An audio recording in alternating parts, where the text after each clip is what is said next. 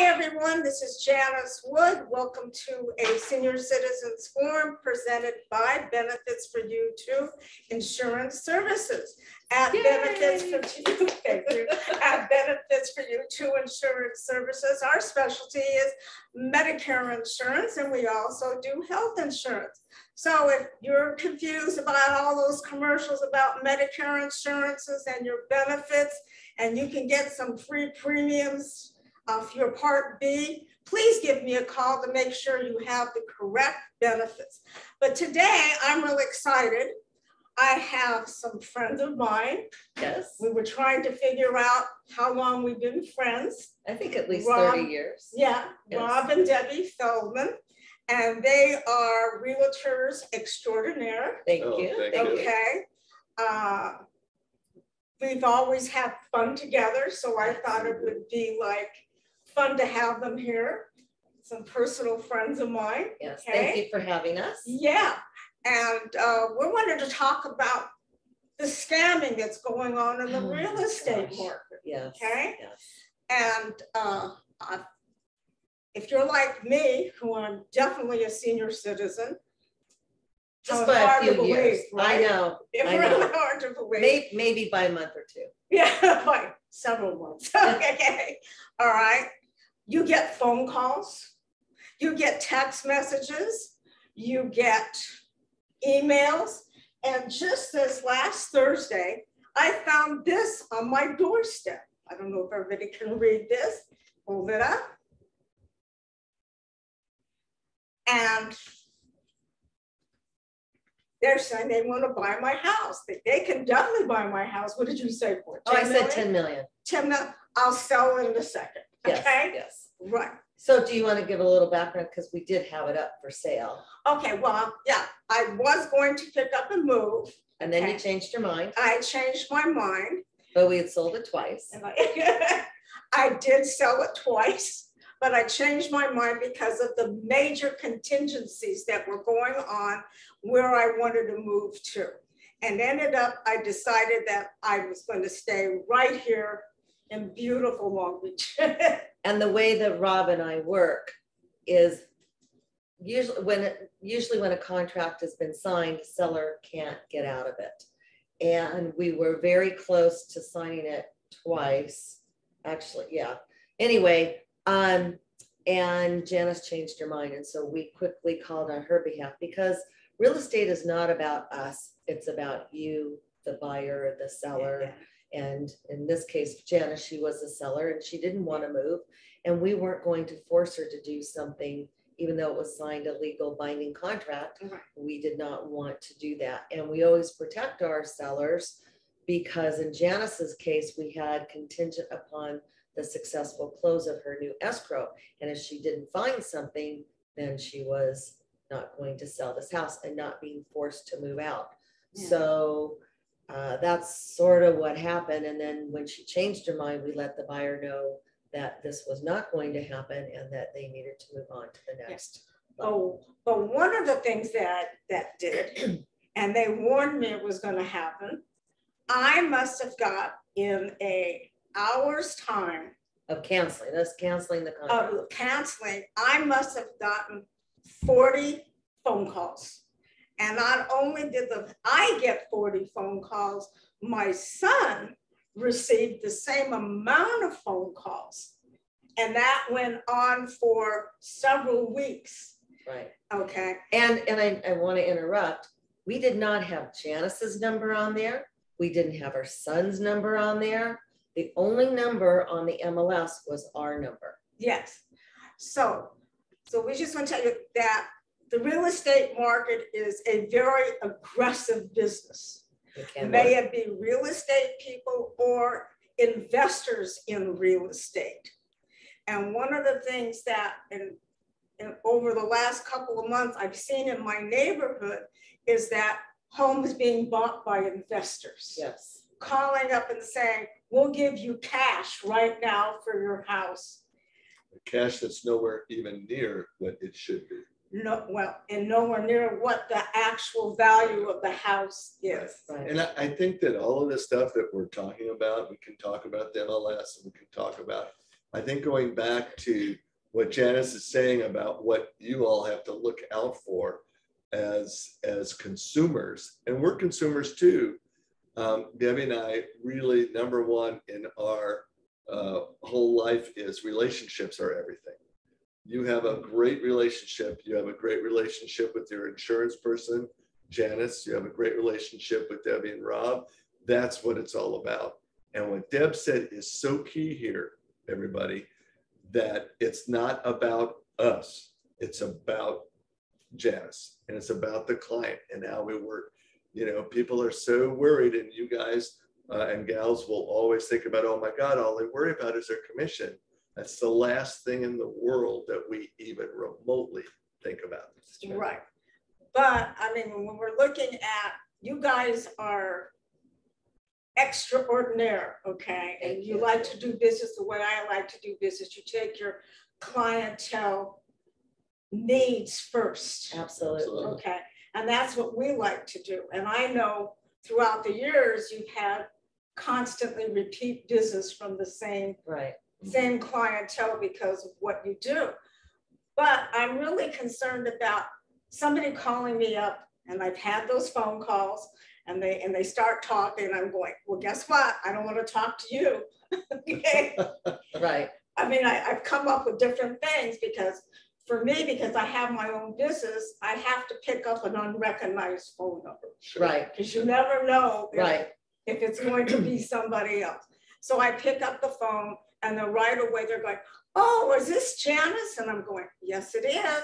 Well, I want to discuss your house, in Long Beach area. And I'm going, well, I don't want to discuss my house. And I hang up. I mean, I come up with many, many different things. It's very aggressive. Debbie and I were talking the other day about a house that sold right near me right here. Happened that I knew the lady that owned the house for a long time. She sold it to investors for what? I don't know, 700. I think it was less than that. And then $500,000, something like that. I'm sure I'm off several $1,000s. Okay. But they turned around and sold it for what, 1.2 million? Yeah. I think what investors do, and remember, they want the best deal for them. They don't care about you. They don't care about your family. They don't care about your needs. They make it sound enticing, and they make their house seem like it's a piece of junk, and nobody's going to give you that. And you have to understand, it's well below under market. Even if you were to sell it as is and not do one thing, you could still get more money for your house from an investor. And what they do, it's another thing, and we've actually listed a home that an investor bought, and they're very tricky. They come in, they go, we'll give you cash. So they come in with this astronomical number, and then they hold you. So if you're not careful and you're not smart and you're not wise to their schemes, what they do is they'll come in with some bigger number, and then they'll say, well, I need to get this in, and we're not going to do anything, and you'll get this money. And it's not true. What they do is they come in, they hold you hostage, so to speak. You can't sell it to anybody else because now you're in escrow, and then they start picking at your house. Well, I didn't realize that it needed a new roof. Well, that's another $300,000 off. And then I didn't realize it needed this and that. And by the time you're done, they've depleted what they originally said they were going to give you. Or what they'll do is come in with a really low fee, and maybe it's your parents. Maybe mom and dad, maybe somebody's got some Alzheimer's, maybe they have some dementia, maybe there's some things going on and they're not quite aware. And that's why it's so important for you, if you're the children of parents like that, and I went through that with my mom, that they want to take advantage of these people because they don't understand.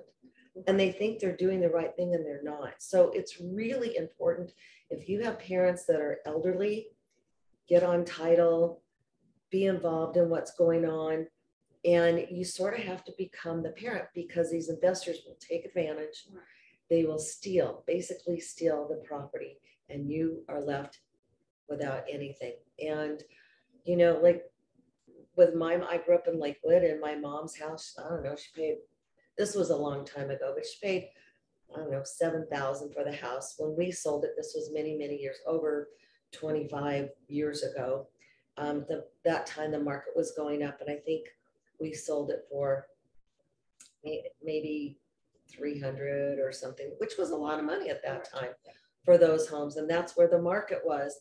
But investors always come in and, oh, I'll give you 100, I'll give you this. And it wasn't worth it. And fortunately, I was on title with everything.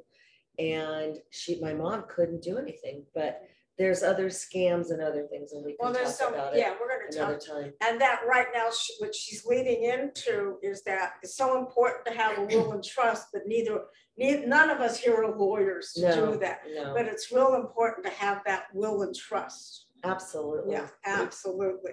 But one of the other things is that when you're going to go to move, and I can talk about that from experience from when to sell, I thought I had done my homework. I went to my mortgage person who was also a friend, okay? Yeah. And he ran the numbers for me. I said, okay, I can do this. And in the meantime, property values were going up. The market jumped. Okay, and where I wanted to move to, there was absolutely what they refer to as no inventory. Not many houses on the market, but there would be 10 people bidding on the houses. Right. And the contingencies were nuts. So in Janice's case, yeah. She wanted to sell her home before she bought. Even though we had an error, it's contingent upon the successful close, because that was a real important factor for her not to get stuck and have to force sell her home and then have nowhere to go. And in doing so, it helped her out. But Yeah. It's a problem. It's a problem. And when things are going tenfold or 200, 300, 400,000 over asking, and you think that's absurd, but that's where the market was. Now with rates going up and they're at 5% now, it's slowing things down a little bit, but there's still no inventory. So we still are getting multiple offers on some of the properties. Mhm. And you know, it's difficult out there. So it's very aggressive out there. But I think too, what you brought up, Janice, is you do your due diligence. Some, people are being, as you said, a line of not correct information. And don't be afraid to call Janice. She's got her, resources. Don't be afraid to call your realtor if you have one, and ask the questions. Get involved in what has to be done, because we so now believe that anything on the internet is correct when it is truly not necessarily the information that we want. And that goes with our business. It goes with Janice's business. I mean, there's just a lot of stuff out there. I mean, what you said, the first thing about, Medicare, Medicaid, look, you can do this for nothing. You make sure that you can do that. You need to call an expert that has the information. Right. The other thing I want to bring up, and I don't really want to talk about mortgages, but we have been involved with some of our clients whose parents got into a reverse mortgage. It's a nightmare. If you don't, a reverse mortgage is good for somebody who is single or married and they have no income, they have no children. If you have a friend, a relative, the house is not going to go anywhere, maybe that's okay. But make sure you look at every aspect of that reverse mortgage, because a lot of times that you think it's a quick fix to, oh, I don't have to pay anymore. The reverse mortgage it's good for certain people, but if you have a family and you plan on leaving your house to that family, don't have your parents go into reverse mortgage. I think everybody's situation is different. Nothing is really cookie cutter. Same thing for the housing market, same thing for the insurance industry. Nothing is cookie cutter. It needs to be individual, what the individual family or needs. Right. And a family can be one person or 10 people, okay? Right. So you have to work with what's right for you. So what's right for Rob and Debbie may be completely wrong for me, okay? Right. Or vice versa. Even though we're friends, but our needs are still going to be different. Absolutely. It's Yeah. like when you go to dinner, you're going to order something different than I will or than Rob will, And because you have a different taste and a different palate. different so- kind. And And that's everybody's situation. So when you're looking at selling your home, think about, where do you want to move to? What your conditions are. I mean, the first thing Debbie said to me when I wanted to buy another house, she goes, you can't have anything with stairs. Well, happen to agree with her, because in the age group now, what do I want stairs for? right. But somebody else may not want to go into a piece of property that is as big as I wanted to go into. They might want to downsize their Right. property, okay? Or go into a senior community. And because of doing Medicare insurance, I've been into a lot of senior communities. And may it be renting, or may it be leasing or buying, look into everything, what you're going to do with the money that you're getting from your home that you're going to sell. And the other thing is to make sure that if this is your biggest investment that you made in your life, and that's why we always say do a trust. I just want to touch on this real quick. A trust will protect you and your family so that there won't be an issue. God forbid, let's say your partner dies, your husband dies, your wife dies, whoever that you own the home with dies, and it doesn't go into probate. And if you talk to some trust attorneys, hopefully you'll have a trust attorney on here one time. I always have a trust attorney. But the point is that it costs you so little to do that. And people think it's fortunes and, thousands and thousands of dollars, probably for under 2,000, maybe a little bit more. I don't know the exact number. You can have a trust and you will be protected.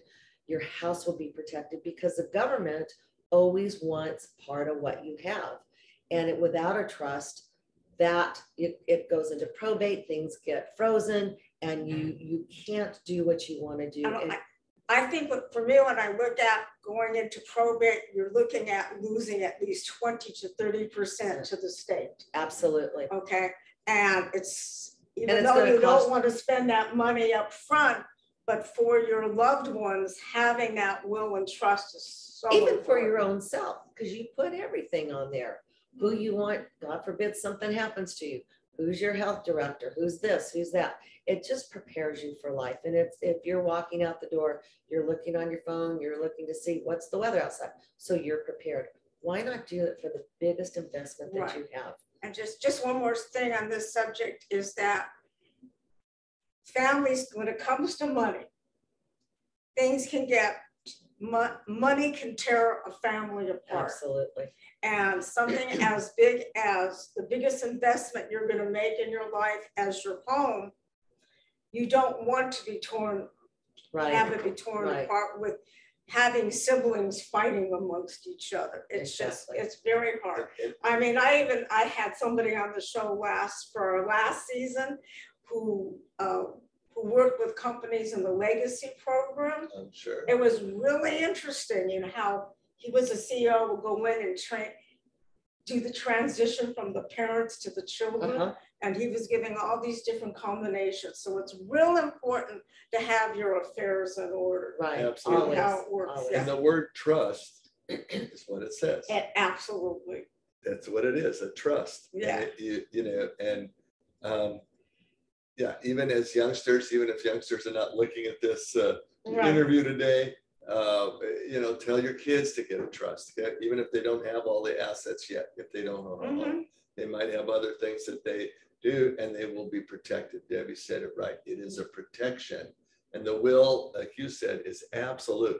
If you have a will, that's great, but you got to have a trust with it. Trust to protect you. Yeah. And we're talking about this, if you go back in some of my shows over the last couple of seasons, I have one of my favorite business connection people is David Gerson, and he does house visits just like we do.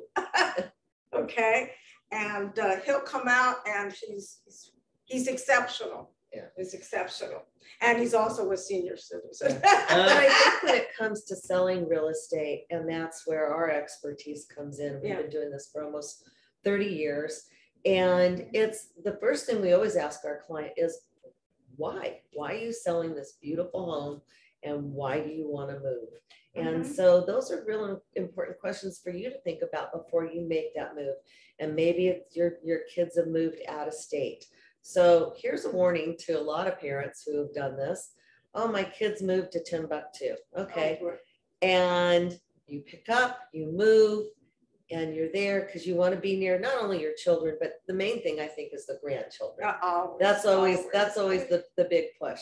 So you move, and then a year or two later, your kids will come to you and go, hey, mom and dad, we're moving to XYZ. And there you are, you've given up your friends, your everything that you had where you were here, especially in California. Be so careful, rent your home. If you're gonna move elsewhere and you can't afford to buy a second home, maybe in another state, rent your home here so you have a place to come back. Because California is notorious for, it's like you sell it, you're done. You're just not going to get back for the prices. The statistic on that we just got last week. Oh, good. Over 85% of all the homes sold in California last year were over $1 million. Yeah. I'm not surprised. And so, people, it's like $1 million flows off the tongue now like it's nothing. It's still a lot of money. It's a ton of It's money. a ton of money. And so I'm gonna go back. The house I live in right now is it's a totally middle-class neighborhood. Okay, I live right by a high school. but Janice is not middle class, kids. She's high class. Okay, I've been here a long time in my house, and I bought it for that, at that time, $200,000. And when they had the house on the market, it was for over $1 million. over $1 million, and we got more than what we were asking for. Right. On the offers. So it's like, know what you have before you do it. If somebody says they're going to give you cash and it looks like it's too good to be true, It is. it's too good to be true. Because I just couldn't believe what they did to my friend around the corner here. She went from, they sold it for $500 and some thousand, and they sold it for over 1.2. Where did she go?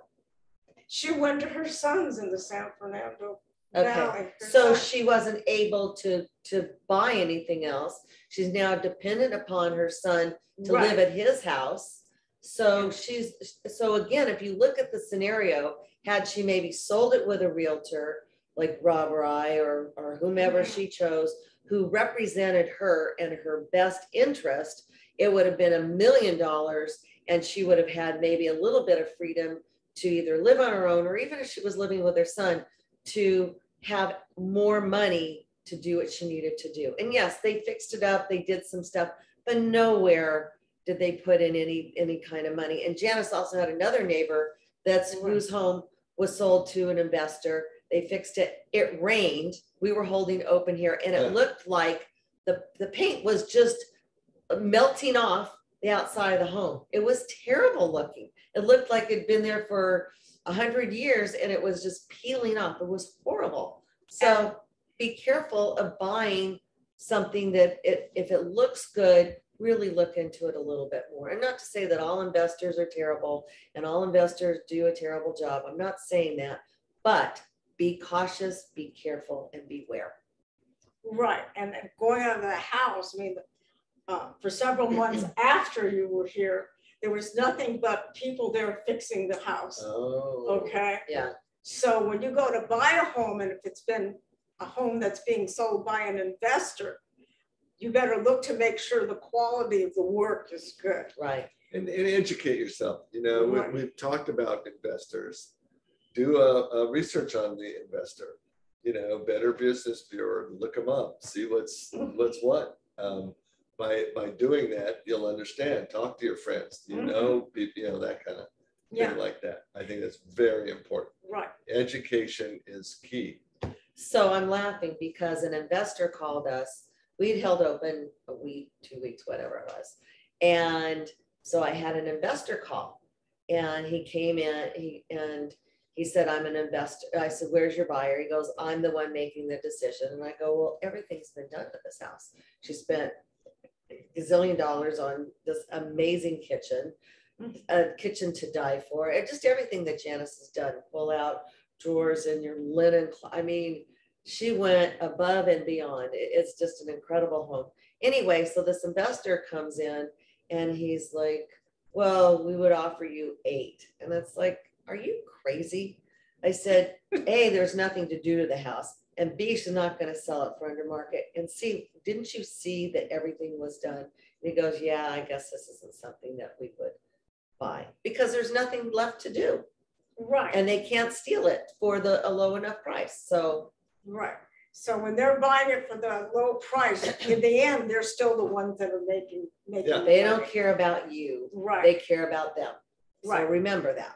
And the real estate market, just as Debbie was saying a few minutes ago, yes, property values are still going up, but the interest rates have gone up in such a short period of time. They're right around 5.5 and a quarter right now. 5 and a quarter. I mean, and a couple of months ago, it was under 4. Yes. Yeah. But be that as it may, you guys, 5% still in today's world is high. Right. But don't ever forget, at least we don't as realtors and as consumers, when we educate our clients. Our first home we bought in 1981 In Long Beach. in Long Beach, we were at 21%. Yeah. It was under 100,000. It was like basically $100,000 home, but 21% was a lot of money. And we thought we did really good because the lenders were very creative and they had wraparound loans and this loan and that loan, and you could buy down to the existing loan or take over the existing loan. And I think they had a first at 14% and a second at 12. Yeah. And we thought, yeah, we're doing great. It was a lot of money. So that comes to, again, educate yourself. Educate yourself. Now, I have a question for both of you. Sure. You've gone in, your second home is in a senior citizens community. Yeah, Is that there- we bought now. Yes. Okay. Well, partly. It's parts, some of it's 55 and older. Where we are, it is not. Okay. If somebody is going to sell their home and they want to go into a senior citizens community, what should they be looking for? Okay. So number one, no stairs. We're not getting younger, we're getting older. So you have to think about what are your needs as our life progresses, and hopefully we'll stay active and we can do things. So what we liked about this community is that there were a lot of, so most of the people that live there are 55 and older. There are a few families with young kids. I don't know why they're there, but they are. Anyway, so there's, we have tennis courts, we have racquetball, we have a pool, we have a clubhouse. They have activities. You can be as busy as you want to be or not. We are in a single family home. So where we are, it's nice. There's, imagine a U shape and we're at the top of the U. So there's 3 homes here and a home here and we're at the top of the U. So we look out to this beautiful park. But in the 55 and older section, they're all sort of close to one another. But it's nice and it's done. So you have to look at what the HOA is.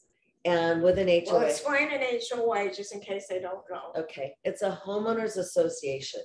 And so you own the house and the land that it's on, but they own the surrounding, I'm just going to, for lack of a better term, I'm going to call it like the park. And so there's rules and regulations of what you can paint your house with, where, what colors you can use. It's not like you move into a neighborhood like where Janice lives or where our primary home is, and we can paint it any color we want. They may not like it, but we can still do what we want. If the roof needs to be changed, we change the roof. And when you're part of an association, you have a board of directors. And if you're on that, if you move in a place like that, we highly recommend that you go on the board. It's sort of like a full-time job, but you're now involved in the gardening, you're involved in all the things that go on that make that association what it is. And if you don't have a good board and they're not keeping up the home, like if you are in your home and let's say you have a leak in your roof, You're either going to fix your roof, you're going to get a new roof, or you're going to figure out what's wrong and why that's happening. With an association, and there's hundreds of homes in there, the problem being is they have to have good reserves. That's the other thing that you need to look at. But you want to make sure they're following up and they're taking care of the things that needs to be taken care of. If they don't, it will cost you a lot of money. We just sold a property in Pasadena. Each unit in this association, these are condos, townhomes, they had a $39,000 assessment per unit. Now, granted, they let them pay it off in 20 years, but they already had a high HOA plus the assessment. It's making the assessment or the payment per month, $800 besides your mortgage. So HOAs, you just need to make sure what the rules, what the regulations are, and read them carefully. We sold also out in the desert, beautiful home overlooking the golf course, but you can have like 5 shades of beige. You can't have any color out there. You can't, meaning, if you had a purple pot or a blue pot, or you even put a black covering over your patio furniture, you weren't allowed to do that because it wasn't their preferred color of what they wanted to see. So you've got to look at everything. Okay? Yeah, you pretty well said it. But when you talk about HOAs in our place in Indio, we have 2 actually HOAs. We have one where they take care of the outside, the maintenance, and the landscaping. And although we had a hand in picking our plants and stuff like that, we did.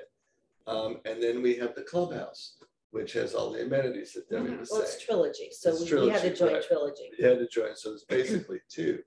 But we educated, I go back to that word education, educate yourself to that. Senior communities, some have rules that are really, really, really, really restrictive. Like Leisure World, they're very restrictive in what you can and can't do. I don't need to go into that all here today. No, not in the detail. But they do. There's our community that is restrictive, but much less at the moment. Who knows what'll happen down the road? We don't know. But again, you come back to educating. Every senior group will have something. Something. Yeah, definitely, because you want to make sure what your insurance is covered under the HOA. Because under your HOA fees, the structure is going to be covered underneath that. But the inside of it. Right, if it's a condo, if it's a house, it's not. If it's not, okay. So you have to look at all these different things. So you have to know where you want to go, what you're going to do. I mean, when I was out looking at property, we found HOAs that were $17 a month. Then we found them where they were like $800 a month. So what's 17 and what's 800? I mean, that's a major difference. Right. I mean, some of them include Wi-Fi, some of them don't, so that's so. You just have to be very careful and cautious and don't get caught up in what it is, and look at the reserves, look at how often the HOA fees have increased. Ours have increased over the 6 years, I don't know, $20 on each, yeah. But if you go into a condo situation, remember the situation was a year and a half ago in Florida where the building literally collapsed. You want to make sure the HOA is doing what they're supposed to do to keep and not taking away anything that these people did. I don't believe that they studied or knew what was going on. They thought, it was just taken care of. And in today's world, like you said, you used the word half hour ago, scam. It's not a scam, but make sure that you don't scam your knowledge of what's going on. So when it comes to real estate, you have to know what's going on. It's complicated. It is. It's just like, okay, I want to sell my house. Where do I want to go? What do I want to do? And what's your main purpose of moving? I think that's the key. You're not moving just to move. What is your purpose? And by moving, does that satisfy what it is that you want to do? Whether it's being close to family, whether you're retired or not retired. And sometimes, like you said, sometimes people are in a big home and they just you don't need all that space. They're not entertaining, they're not doing, and it's too big for them to handle.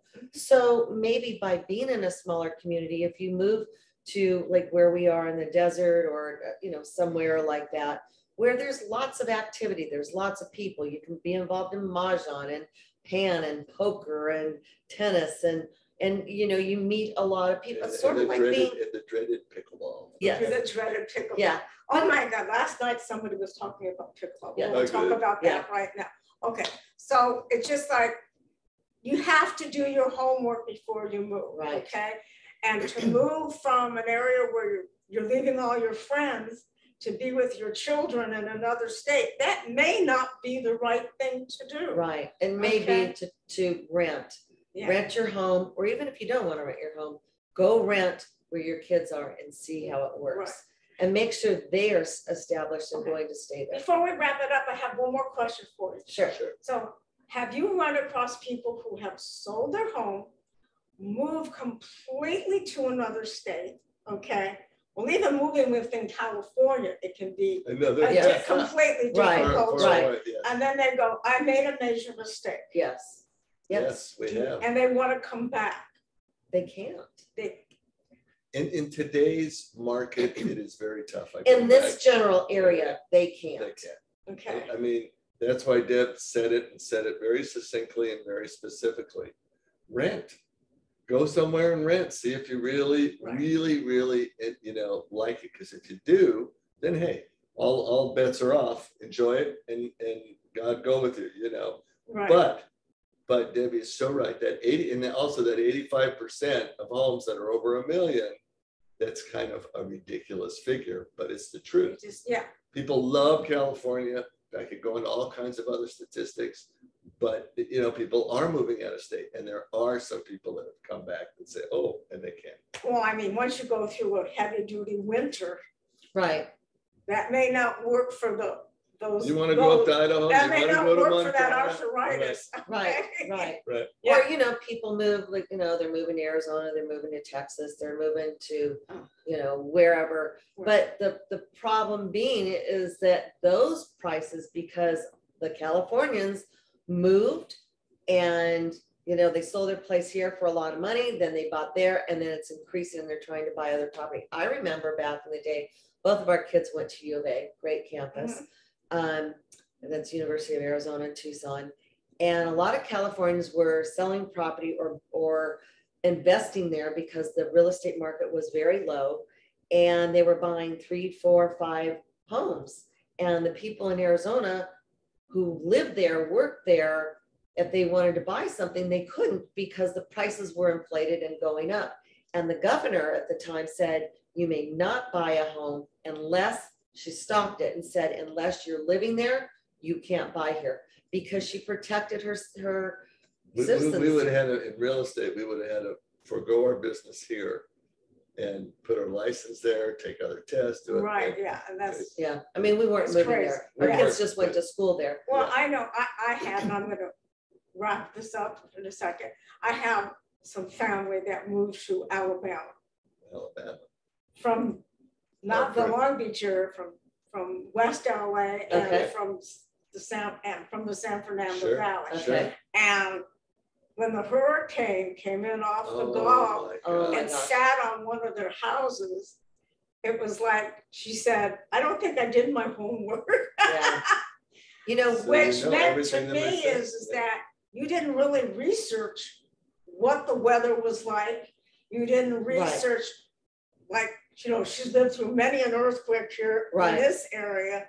But she said, when that hurricane sat on top of her house, Ugh. it was like, Yes, it was yeah. scary, okay? So you gotta do your research. Now, she's Absolutely. never talked about coming back because she knows probably I would say something like, well, yeah, yeah, but you know, that leaves it to that. So we're gonna have posted how to get a hold of Rob and Debbie. They're great, they're fun to work with. thank Thank you. you. If you have pets, they are major pet lovers, Yes, we are. okay? And my dog loves Rob, okay? This is great. Yes. And that's just really great. So we're gonna let you know how to find them. And of course, if you need any help with your Medicare or advice on health insurance, please give us a call. And Janice, I have to give you a quick plug. We so appreciate, she got a hold of our neighbor in the desert who's having major problems, and she really helped him out. And so she's easy to talk to and great to work with. So highly, just, you know, she's always there to answer your question. Yeah. And we really respect that, as are we. So yeah. So Thank it's just like, thank you very much. You're And thank you so much for participating. Yeah, this was Our fun. pleasure. This is always fun, and maybe sometime we can do this again. Love it. absolutely. Another Come up subject. with, especially when the real estate market changes again.